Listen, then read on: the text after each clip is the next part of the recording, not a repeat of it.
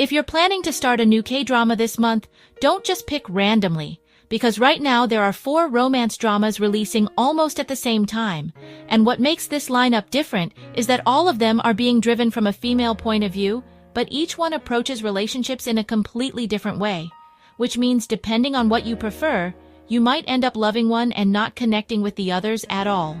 And that's exactly why this is interesting, because instead of focusing on a typical romance setup, all 4 dramas are built around how the female lead experiences love, decisions, and emotional conflict, which gives each story a very distinct tone. Starting with Kim Min-ju.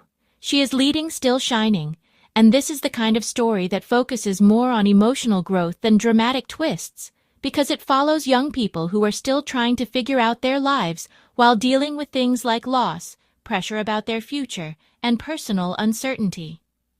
At the center of all this, the relationship develops very slowly, almost like the 2 characters become each other's support system without even realizing it at first, and that is what makes the romance feel very natural and grounded instead of forced or overly dramatic.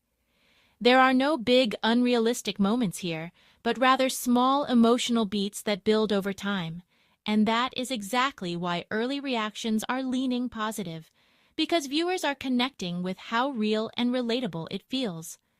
So if you prefer something calm, emotional, and character-driven, this is the one that will probably work best for you.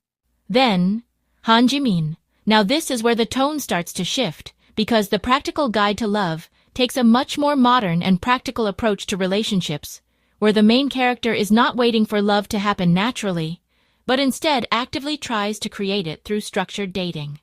At first, this idea feels logical and even efficient, especially for someone who is focused on their career and wants stability in their personal life as well. But the problem starts when emotions don't align with those plans, and that is where the story begins to show its complexity.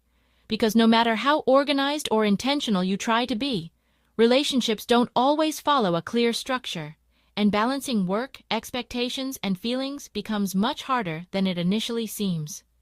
This makes the drama feel very current and realistic, especially for viewers who relate to the pressure of managing both career and relationships at the same time. Now, IU. This is where the drama becomes more intense, because Perfect Crown is built around a contract marriage, but what makes it different is that the relationship starts as a completely calculated decision rather than an emotional one. Her character enters the marriage with a clear goal in mind, treating it as a strategic move to shape her future, and for a while, everything works smoothly because both sides understand the arrangement and stick to it. But the real shift happens when emotions slowly begin to enter a situation that was never meant to include them, and that is where the tension builds, because once something that started as a controlled agreement begins to feel real, it creates conflict, confusion, and unpredictability. And that transition, from control to emotional vulnerability, is what makes this story stand out, especially with IU taking on a more confident and power-driven role that adds another layer of interest to the drama. Finally, Kim Go-eun. With Yumi's Cells. Season 3, the storytelling approach changes again, because this is not just about what happens in a relationship, but about what is happening inside a person's mind while they are experiencing it. The drama uses the concept of animated cells to represent thoughts, emotions, and reactions, which makes even simple situations feel more engaging because you are able to understand the internal conflict behind every decision. In this season, Yumi is more stable in terms of her career and personal growth, but her love life is still complicated, especially as she gets involved with someone from her work environment, where the relationship naturally includes misunderstandings, tension, and gradual emotional development. So while this one feels lighter on the surface, it is actually very relatable once you start paying attention to how realistically it portrays internal emotions and overthinking.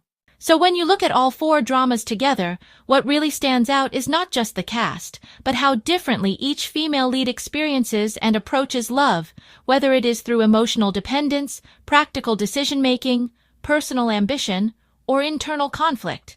And that is exactly what makes this lineup interesting, because instead of giving you the same type of romance again and again, it gives you multiple perspectives, all from a female point of view, but with completely different tones and storytelling styles. So before you start your next drama, it actually makes more sense to decide what kind of story you're in the mood for right now, because that will completely change your experience.